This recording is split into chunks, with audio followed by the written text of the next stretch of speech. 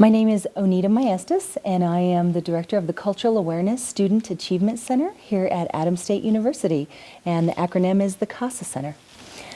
I heard about the Corn Mothers Project when Dr. Fajardo and the Metro State Journey Through Our Heritage organization came to Adams State last year, and they participated in an event programming that we were doing at the Cultural Center. We brought in Bertha Garcia, who is world known for her bread baking skills, and she's probably the best Orno bread baker in all of the Four Corners area. And after that day, Dr. Fajardo said, "Wow, you really are preserving heritage and culture." And she told me about the Corn Mothers Project. She showed me the book from last year, and she said, "This would be great if you would be one of our Corn Mothers. We'd really be honored." And so I had no idea what a Corn Mother was, and so I had to research the Corn Mothers book, and I thought, wow, I wasn't sure I was seasoned enough to be a Corn Mother. And then I started reflecting on all the things that I have done in my 23 years of career in education, and knew that I did have that background and that I was worthy of that title. It was just quite an honor, because you don't think about all the things that you do, and you certainly never think you're going to be honored for what you do. And so it was quite a surprise, her asking me to participate in the Corn Mothers of the Valley. And like I said, I'm very pleasantly surprised and truly honored to be a part of this project. I was actually raised in a very small town in southeastern Colorado, Kim, Colorado, and I was raised in a family who raised our own animals for sustainability and for food for our table.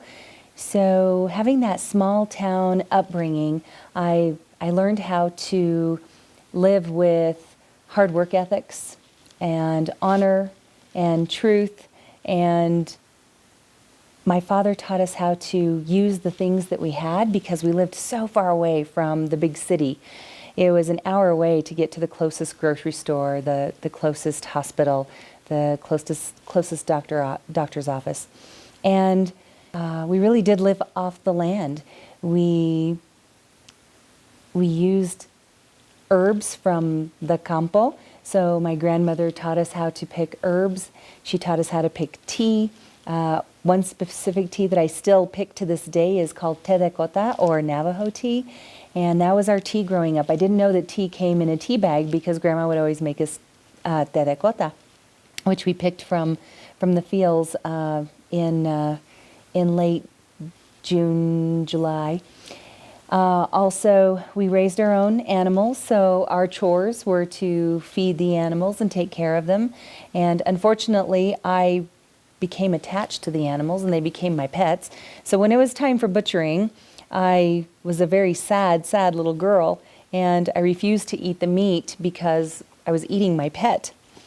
And so my mother strategically bought a pound of hamburger from Safeway, and she saved the wrapper that said Safeway along with the styrofoam container.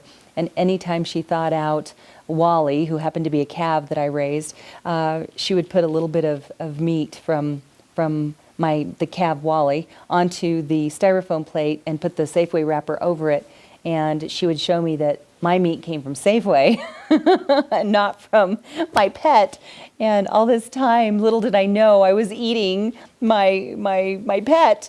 And that's how she got me to eat. So my mother was strategic and brilliant in tricking me to actually eat meat. And now, growing up, I realized that eating the food that we raised was so much better than anything you could ever buy at the store, because we know what we fed it, and it was organically raised, and so you don't think about those things until you become older. And now I'm thankful that my mom was creative and intelligent enough to do what she did to get me to eat the food. And now I pay it forward in my work today. We have matanzas all the time, and I surprised my father because he said, "You're doing what? You're butchering a pig?" And he goes, "But you hated that as a child." And I said, "Yeah, I hated it because those were my pets." And I said, "I'm not attached to these pets." So I think having those strong work ethics and working hard and working the land really gave us that integrity and compassion and selflessness to move forward with what I do in my career today. And I still carry those traits from my childhood, from growing up in the small town of Kim, Colorado. I guess my life philosophy would be, or what I talked about in the Corn Mothers as my life philosophy is truly knowing where you come from, knowing how you were raised, your background, your family, your roots. It's really important to go back to who you are and where you came from so that that strength can carry you through to who you want to become. I think that we always have to go back to our strong roots. I know for me, I go back to those hard work ethics that I was taught, and I go back to the honesty and truth that my parents taught me.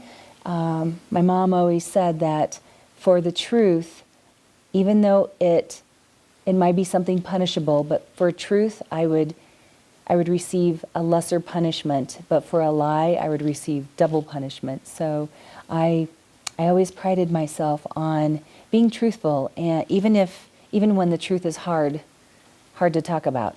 So I really value those values and those morals and the character and integrity that I was brought up with.